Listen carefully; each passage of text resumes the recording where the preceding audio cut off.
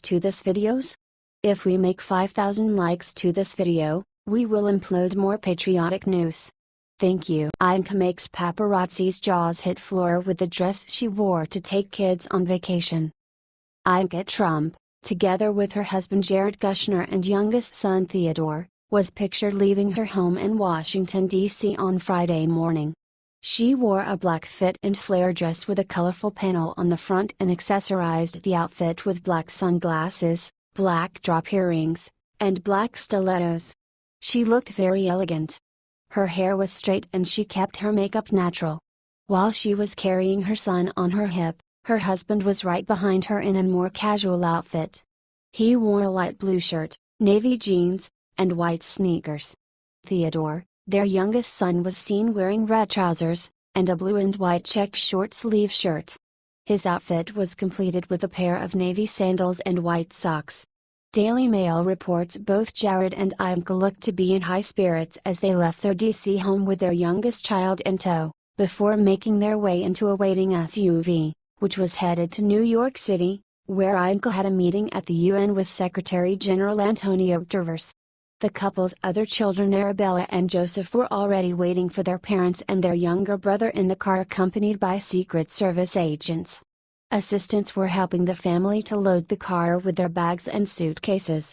It appears that the family is going away for the weekend. Daily Mail reports President Donald Trump is due to travel to Long Island today, and his daughter and her family may well be set to join him on his trip. It is also possible that they are headed to spend the weekend at their home in New Jersey, where they often enjoy weekends away together.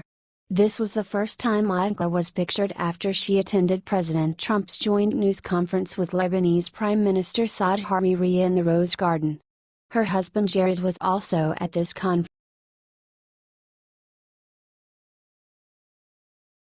Trump discovers what Obama wasted $300 million on in Afghanistan. Instantly ends program. Former President Barack Obama wasted millions of taxpayers' money in order to pay the salaries of the so-called ghost soldiers and police officers in Afghanistan. However, it was found out recently that these ghost soldiers are still being paid, but they don't actually exist. This means that they can't participate in any operation against the jihadist enemies, which leaves the allied forces short-handed. Special Inspector General for Afghanistan Reconstruction, John Sobko, recently was interviewed by Cheryl Atkinson of Full Measure about his problem. Sobko said that Pentagon under President Trump found out about this problem, which is worse than anyone thought. Conservative Nation reports, "We've been raising this concern about ghosts going back a number of years," stated Sobko. "Actually, I want to say we heard about it from Afghan President Ashraf Ghani years ago before he became president. He warned me about ghosts, so we started looking 3 years ago. What we're talking about are policemen, Afghan military, Afghan civil servants who don't exist or they have multiple identity cards and we're paying their salaries," he explained. "By we I mean the United States and the international community. And we started finding out that we had no capacity to measure the number of soldiers, teachers, doctors, military people who we are paying their salaries. Although these people don't actually exist, they are still being paid. The money has gone to personal accounts." Fox News reported in October that the fraud could have amounted to more than $300 million annually. Most of soldiers and police forces that American taxpayers have paid for don't even exist in real life. Or in other words, U.S. taxpayers have spent more than $70 billion to non-existing people. According to Sobko, this is a major fraud and commanders and generals actually took the money of the ghosts for themselves. Conservative Nation reports, and I remember President Ghani again, at that time he wasn't president, saying, "John, you the United States government are paying the salary of an Afghan who's a teacher, he's a civil servant, he's a doctor, he is a policeman, and he's a soldier. And it's the same Afghan. And he doesn't exist," Sobko explained. "It's not just the salaries," he added. "But we're funding schools based upon the number of students, so if you invent or inflate the number of students, you're going to be paying more money. On the soldiers and the police, we're paying for extra boots, for food, for everything else, Logistics for numbers that don't exist. Sobko also added that Pentagon was alerted to this problem, but it never did anything because Obama was the president. However, now that Trump's in charge, there will be implemented some measures to stop the frauds.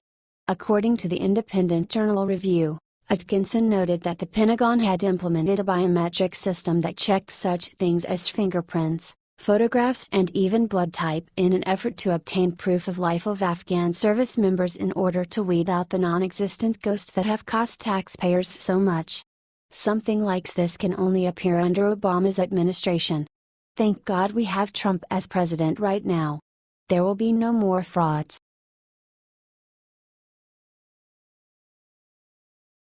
Melania gives millions back to taxpayers that Michelle Obama greedily devoured. Melania is setting a totally different tone than the last First Lady. Michelle Obama was known for wasting so much taxpayer money we eventually lost count. Thankfully, Melania is different. Her first official move was to decrease the East Wing staff and slash her office's expenses. Advertisement: she announced she will be downsizing her staff to just 10 people, shaming the extravagance of Michelle, who had at least 26 full-time, highly paid employees at her beck and call. Melania has already saved America millions in just one move. But how much in hard dollars is Melania saving taxpayers? Approximately $5.1 million a year, according to Forbes. Overall, the Trump White House is saving a total of $22 million by running a much leaner operation. But that's not all. For the first time in the history of White House, visitors who take the public tour will now be able to view the famous White House movie theater, thanks to a new order by First Lady Melania Trump. Under Bill and Hillary Clinton and Barack and Michelle Obama, if you wanted to see the special areas of the White House, you had to pay to play. We all remember Bill Clinton literally selling Honest Abe's bedroom by the night, making it like a cheap motel on the wrong side of the tracks and bringing dishonor to the office. But the Trumps, as promised, are giving the White House and the government itself back to the people. Melania announced that the new tour will help bring back the idea of the People's House by giving more people access to the rich history and amazing traditions. The move gives more ordinary citizens access to the White House is the exact opposite of how former President Barack Obama and First Lady Michelle treated the residents. Those two were famous for hosting celebrities and star-studded events while suspending public citizen tours of the White House for 8 months in 2013. The East Wing Theater holds 51 seats along tiered rows. It was a cloakroom before President Franklin D. Roosevelt converted it in 1942, according to Independent Journal Review. Advertisement: share this as you think Melania is a much better First Lady than any we have had in years.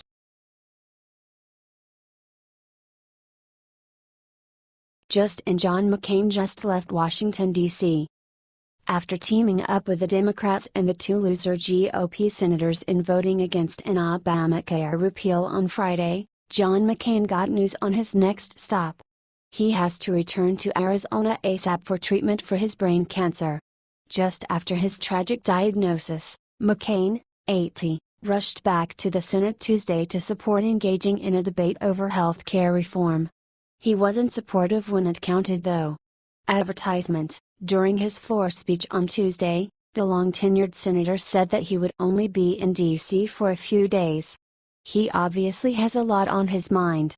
"I'm going home for a while to treat my illness," the GOP senator said. "I have every intention of returning here and giving many of you cause to regret all the nice things you said about me," he added. There have been no specifics of McCain's treatment released to the public. Radiation and chemotherapy are definitely treatments of choice for glioblastoma. Glioblastoma is the type of cancer that he was diagnosed with during a routine doctor appointment. Radiation won't occur until the tumor has been excised. The standard treatment is a combination of chemotherapy and a drug called temozolomide, which is an oral drug that is taken every day with radiation to the tumor, plus an area of an inch surrounding the tumor because there are microscopic cells that can't be seen in an MRI in the area. Dr. Mark Gilbert, a senior investigator and chief of the neuro-oncology branch, told Newsweek when asked how glioblastoma is typically treated. After that, Patients receive the temozolomide, the chemotherapy alone. The Arizona senator wanted the Senate to take on the day before his exodus from D.C. for treatment. He wanted to lead the floor debate, but he was unable because he had to leave.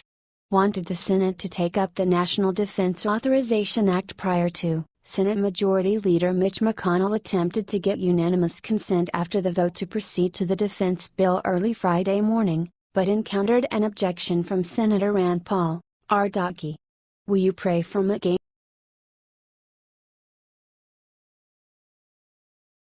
Trump woke to find huge surprise 6 months into presidency. The liberals and the media and the rest of Trump's enemies were sure that Trump's presidency would be a disaster. A total disaster they all predicted. Not a kind word was said. Which was strange because if the Democrats had tried to work with him, Trump's accomplishments would put him on Mount Rushmore. But without them, Trump still did amazing things. This is a remarkably impressive and totally accurate list of Trump's accomplishments in his first 6 months. We would like to thank the good reporters at the Gateway Pundit for putting this list together. Stock market in President Trump's first 6 months since the election and since his inauguration, the U.S. stock markets are at record highs and millions of Americans are benefiting in their retirement savings accounts. The Dow daily closing stock market average has risen 18% since the election on November 8.